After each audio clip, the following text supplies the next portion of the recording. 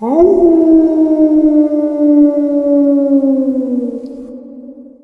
एक ऐसा कंसेप्ट है जो हम सबको फैसिनेट करता आया है। ग्रुप में चलते आ रहे हुए इंसान जो कि दूसरे इंसानों पे हमला कर रहे हैं, दूसरे इंसानों को खा रहे हैं और दूसरे इंसानों की आंखों को नोच ले रहे हैं। पर क्या ये रियल में एग्जिस्ट कर सकता है? और अगर रियल में ज़ॉम्बीज का हाहाकार, ज़ॉम्बी एपोकलिप्स आ जाए तब क्या होगा?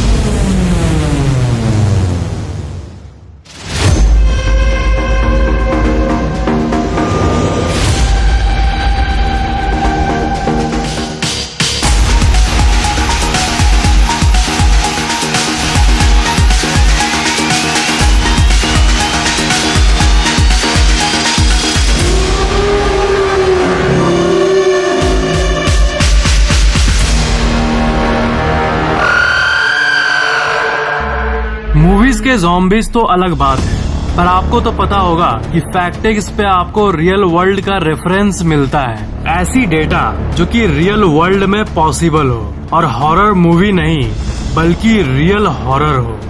क्या ऐसा दिन कभी आएगा जब एक ऐसा फंगस या एक ऐसा वायरस आ जाए जिसके चलते इंसान अपने शरीर और दिमाग का कंट्रोल खो बैठे? एक लाइन में बोलूं, it's not impossible, it may be possible. अगर ऐसे पैरासाइट्स हैं, एक्चुअल में एग्जिस्ट करते हैं, तो हम ज़ॉम्बी एपोकलिप्स से बस कुछ ही कदम दूर हैं। साइंटिस्ट के कई एक्चुअल स्टडीज से हमें ऐसे कई फंगस के बारे में पता चला है जो कि एक जिंदा हेल्दी जीव को एक अधमरा गुलाम ऑर्गेनिज्म में बदल देता है, जो कि उसी फंगस के कंट्रोल में होता है। उनमें से सबसे खतरनाक, पूरे धरती का सबसे खतरनाक माइंड कंट्रोलिंग फंगस है ऑफिकॉर्डेसिप्स यूनिलैटरलिस। दुनिया की हर चीज की तरह ये इसका साइंटिफिक नेम है और इसे कॉमनली ज़ॉम्बी फंगस के नाम से भी जाना जाता है।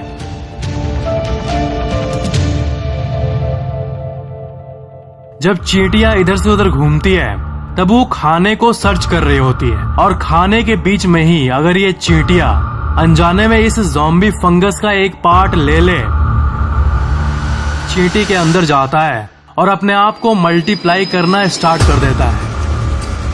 चींटियों के शरीर के साथ साथ उनके दिमाग को भी इन्फेक्ट कर देता है और दिमाग को कंट्रोल करना शुरू कर देता है। चींटियों के बॉडी को अपने हिसाब से कंट्रोल करने लगता है और उससे ऐसे कई कामों को करवाता है जिससे आखिरकार वो चींटी मर जाती है।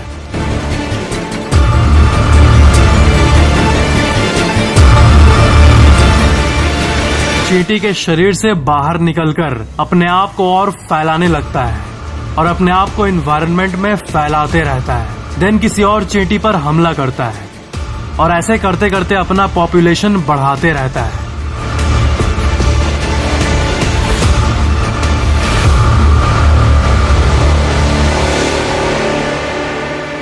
इस रियल लाइफ सिचुएशन को देखकर हमें रियल लाइफ नेचर का एक गहरा आइडिया मिलता है और ये भी जानने मिलता है कि नेचर में ऐसा मॉडल सच में बना हुआ है जिसमें एक वायरस, फंगाई या पैथोजेन दूसरे ऑर्गेनिजम्स पर हमला करके उसे कंट्रोल करता है। मीन्स ये जस्ट एक कंसेप्ट नहीं है बल्कि रियलिटी है if we see the mother nature.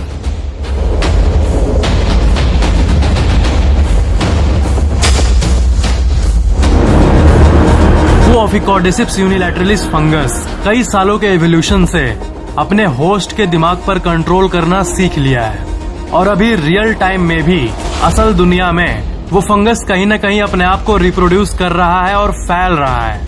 But सबसे सेफ बात यह है कि ये इंसानों के लिए अभी तक कोई खतरा नहीं है। ये फंगस सिर्फ चींटियों पर ही हमला कर पाया है, इंसानों पे नहीं। इंसान का दिमाग और शरीर चींटियों से बहुत ज्यादा कॉम्प्लिकेटेड होता है और स्ट्रॉन्ग होता है इसलिए। बट यहाँ सवाल यह है कि अगर मदर नेचर में ऐसा कुछ होता हुआ देखा गया है चींटियों के साथ, तो क्या ये चींटियों को छोड़कर किसी और ऑर्गेनिज्म या इंसानों के साथ भी हो सकता है, किसी और मिस्टीरियस पैरासाइट या फंगस के द्वारा?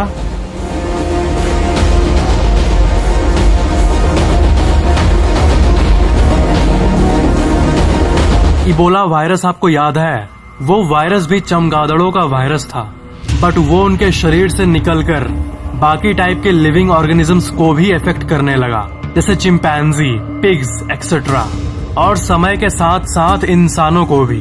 टाइम के साथ साथ इवॉल्व होने के चलते वायरसेस नए होस्ट पर हमला करना सीख जाते हैं ताकि उनकी आबादी और बढ़ते रहे। तो साइंटिस्ट का सबसे बड़ा डर यही है कि ये ऑफिकॉर्डिसिप्स यूनिलैटरलिस या ऐसा और टाइप का नेचर में एग्जिस्टिंग फंगस या वायरस बाद में जाके दूसरे प्रकार के जीव या इंसानों पर हमला करना ना शुरू कर दे। ऐसे और भी जो अननोन माइंड कंट्रोलिंग वायरसेस हैं, वो इंसानों पर कंट्रोल करना सीख न जाए। अगर ये हुआ और ये फैलने लगा, तब जो होगा वो अनइमेजिनेबल है। कोई वायरस शरीर में जब घुसता है तब इम्यून सिस्टम उसे रोक लिया तब तो सही है, पर अगर शरीर में वो वायरस इन्फेक्ट करने में कामयाब हो गया फाइनली, तब वो शरीर के होस्ट सेल को ही अपना गुलाम बना लेता है और शरीर का सेल ही उस वायरस का कॉपीज को बनाने लगता है। इसी तरह हमें कोई वायरस अफेक्ट करता है सक्सेसफुली, चीजों को अपने कंट्रोल में लेकर। वायरस धीरे धीरे कंट्रोल करने वाले मैकेनिज्म में और इवॉल्व होते जा रहे हैं और मास्टरिंग करते जा रहे हैं। Existing real human zombie like बीमारियों की बात करें तो एक ऐसा बीमारी है जो कि इंसान को ज़ॉम्बी तो नहीं बट ज़ॉम्बी जैसा बना देता है।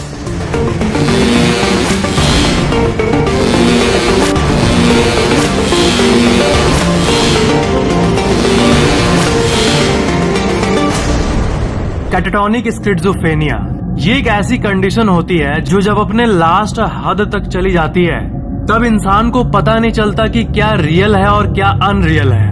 वो एक अजीब स्टेट ऑफ माइंड में चला जाता है और अजीब तरीके से चलने लगता है।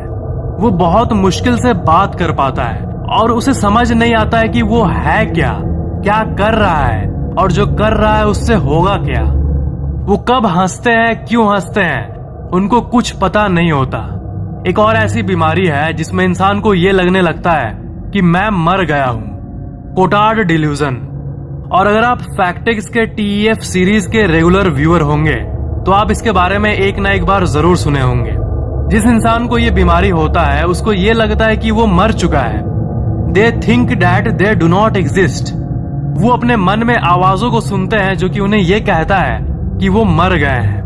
कुछ तो खाना खाना ही छोड़ देते हैं क्योंकि उनको ये लगता है कि वो मर चुके हैं और अब खाना खाने का कोई पॉइंट ही नहीं है।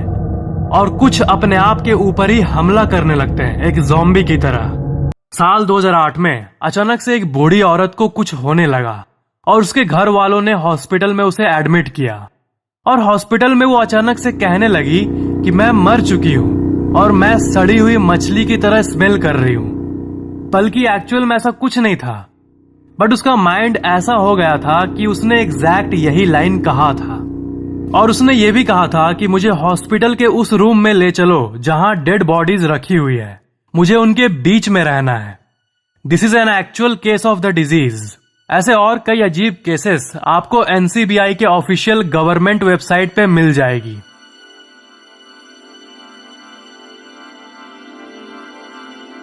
ऐसे कई लोग होंगे जो कि ज़ॉम्बीज के बारे में चाहे कितनी भी इंफॉर्मेशन क्यों न सुन ले मेरे मुंह से, वो लोग जो प्योर साइंस को मानते हैं वो अब भी नहीं मानेंगे क्योंकि उनको ये लगता है कि साइंस ने सब कुछ को ही जान लिया है। तो पूरे साइंस पर बिलीव करने वाले लोग द लैंसेट, जो कि साल 1823 से चलती आ रही एक well respected weekly medical journal है, उन्होंने अपने वेबसाइट पे ऑफिशियली ये स्टडी डॉक्यूमेंट को पोस्ट किया था। Clinical findings in 3 cases of zombification. साल 1997 की द लैंसेट की इस आर्टिकल में 3 रियल लाइफ ज़ॉम्बीज के बारे में स्टडी है और उस स्टडी में भी वही बीमारियों का जिक्र है जिसके बारे में आपने अभी जाना। जो साइंटिस्ट्स बिहेवियर की स्टडी करते हैं, इंसानों का बिहेवियर, ह्यूमन बिहेवियर, उन्होंने इंसानों में एक ऐसे मिस्टीरियस बिहेवियर को पता किया है जिसका नाम है रनिंग अमॉक। और विकिपीडिया में आप इस बिहेवियर का ऑफिशियल डेफिनेशन पढ़ोगे तो आपको दिखेगा running amok is used to refer to the behaviour of someone who in the grip of strong emotion obtains a weapon and begin attacking people indiscriminately, often with multiple fatalities. एक ऐसा behaviour often triggered by emotion और depression और something else, इसमें इंसान दूसरों पे attack करने लगता है। जब ये बिहेवियर बहुत लोगों में पाया गया, तब साल 1849 में इसको ऑफिशियली एक दिमागी बीमारी, एक साइकेट्रिक कंडीशन के रूप में क्लासिफाई कर दिया गया।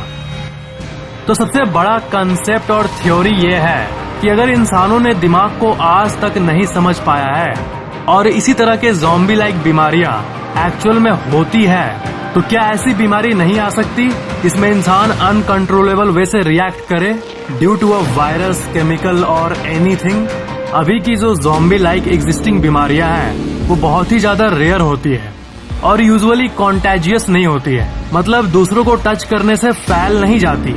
पर अगर ऐसी कोई बीमारी आ गई जो कि दिमाग को डिसबैलेंस करने के साथ साथ जल्दी जल्दी फैलने भी लगे और उस बीमारी का एक आउटब्रेक आ गया, तब उस घटना को ज़ॉम्बी एपोकलिप्स ही कहा जाएगा।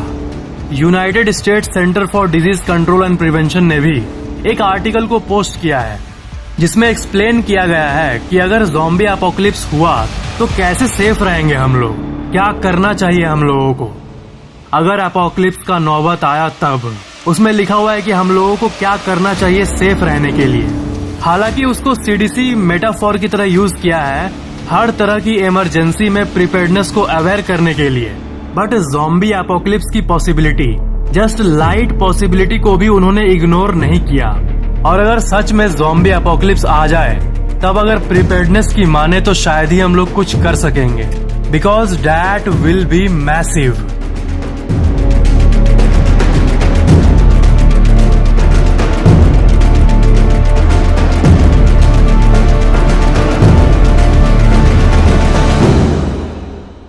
कुदरत हमेशा नए नए वायरस, बैक्टीरिया और पैथोजेंस बनाते रहती है। अभी रियल टाइम में भी इन्वायरमेंट में कई नए तरह के वायरसेस बन रहे हैं और ऐसे नोवेल वायरसेस बन रहे हैं और इवॉल्व हो रहे हैं कि कब कैसा वायरस आ जाए कोई पता नहीं कर सकता। और अगर कोई वायरस इंसान के पैराइटल लोब पे हमला करने में सक्षम हो गया, तब इंसान के एक्शंस उसके इंटेंशन से नहीं मिल पाएंगे। मतलब ये जो दौड़ते हुए आप ज़ॉम्बी देख रहे हो, ये अंदर से पूरी तरह से अवेयर होंगे कि मैं क्या कर रहा हूँ, बट वो अपने आप को कंट्रोल नहीं कर पाएंगे और अंदर मन ही मन रो रहे होंगे कि मैं क्या कर रहा हूँ, अपने ही फैमिली मेंबर को मार रहा हूँ, बट वो कंट्रोल नहीं कर पाएंगे अपने बाहरी एक्शंस और चेहरे के एक्सप्रेशंस को। और वो क्या कर रहा है, क्यों कर रहा है, कैसे कर रहा है, सबका कंट्रोल खो बैठेगा। हर इंसान अपनी मर्जी से जीना चाहता है, पर ऐसा न हो जाए कि एक ऐसा पैरासाइट आए जो कि मर्जी को ही खत्म कर डाले। हम लोग एज अ सिविलाइजेशन ये उम्मीद तो नहीं करेंगे कि ऐसा कोई वायरस आ जाए, but we can't ignore the possibility. कब कैसा नया पैंडेमिक आ जाए कोई नहीं कह सकता, इसलिए we should always be ready even before it comes. We should be prepared always.